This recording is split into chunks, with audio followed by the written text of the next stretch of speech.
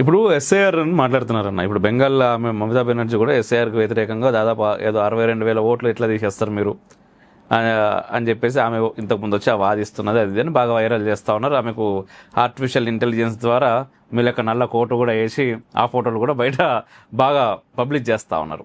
అయితే ఎస్ఐఆర్ రావడం ద్వారా నిజంగానే రోహింగ్యాలని అక్రమ చొరబాటుదారులని బయటకు పంపగలుగుతారా? జరుగుతుంది? అది ఎంత మేర జరుగుతుంది? అది అంటే ఈరోజు మమతా బెనర్జీ గురించి చెప్పాలన్నా, మమతా బెనర్జీ చేసుకున్న కోర్టు గురించి చెప్పాలన్నా, లేకపోతే ఎస్ఐఆర్లో గురించి చెప్పాలన్నా? ఫస్ట్ ఎస్ఐఆర్ గురించి చెప్పండి. ఒక దొంగ చైన్ స్నాచింగ్ చేసి ఇంటికి వెళ్ళిపోయాడు. ఇంట్లో కూర్చొని తల పెట్టుకొని కూర్చొని తింటుండు. వాళ్ళ ఇంటికి వచ్చి ఎవరైనా తలుపు తడితే వాడు ఏమనుకుంటాడు? పోలీసు వాడు వచ్చింది అనుకుంటాడు. ఎందుకంటే వాడు దొంగ కాబట్టి. తలుపు కొట్టగానే వాడు అలర్ట్ అయిపోయి ఫస్ట్ పోయి చూడండి ఒకసారి ఎవడో అని కిటికీలకి తొంగి చేసి వాళ్ళ ఇంట్లో ఫ్యామిలీ వాళ్ళు చూసి లేదు పోలీసు వాళ్ళు కాదు ఎవరో మఫ్టీ అంటే ఏమో చూడు కాళ్ళకి షూస్ ఉన్నాయా, చేతికి వెపన్ ఉందా, పోలీసులా గడ్డం ఉందా, పోలీసులా కటింగ్ ఉందా, ఉంటే మా మఫ్టీలు వచ్చారేమో పోలీసు వాళ్ళు అని భయంతో ఉంటాడు. నిజంగానే పోలీసు రూపంలో వచ్చింది అనుకో ఏం చేస్తాడు? ముంగడ డోర్ తీస్తాడా? చేస్తాడు. ఎస్ఐఆర్ చేయడం ద్వారా ఇల్లీగల్స్ అంతా భయంతో అట్లనే పారిపోయాడు. ఎవడు వాడిని వెలగొట్టలేదు. This is the classic example.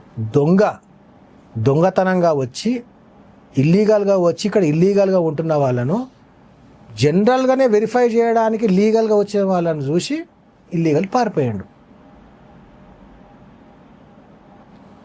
ఇంకా 62,000 ఓట్స్ డిలీషన్ అవి అంటున్నావు. 62,000 కాదు, 6 lakhs చేంజ్. అది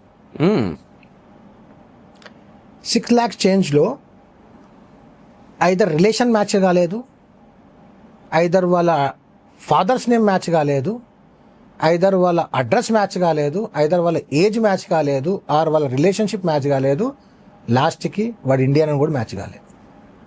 6 lakhs డొమైసిల్ సర్టిఫికేట్ అని ఉండాలి. అంటే you belong to this country అని. ఎందుకంటే బెంగాల్లో కూడా there was large scale of migration during 1971 war కదా.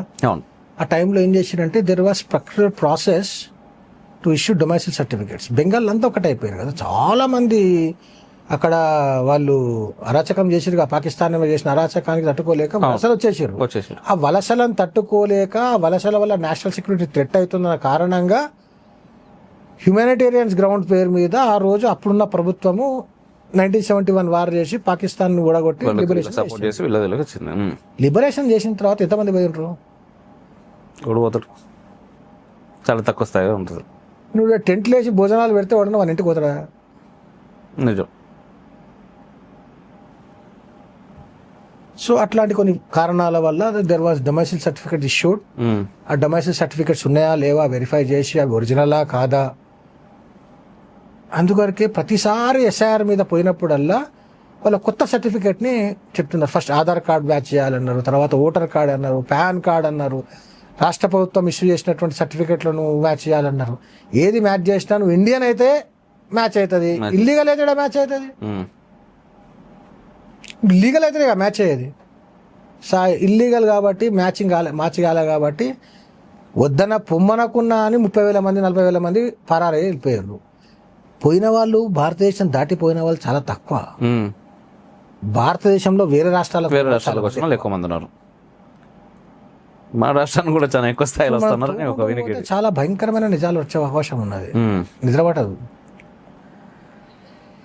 నీ ఇంటి బయట ఒక వ్యక్తి గన్ను పట్టుకొని నిలబడి ఉన్నాడు. వాడు లీగల్ అయితే బాగుంటుందా, ఇల్లీగల్ అయితే బాగుంటుందా? లీగల్ అయితేనే బాగుంటుంది. మీరు కూడా చెప్పుర్రు కామెంట్లల్లా. మీకోసమే చెప్తున్నాడు అన్న అప్పటి నుంచి అన్ని. Okay, yes.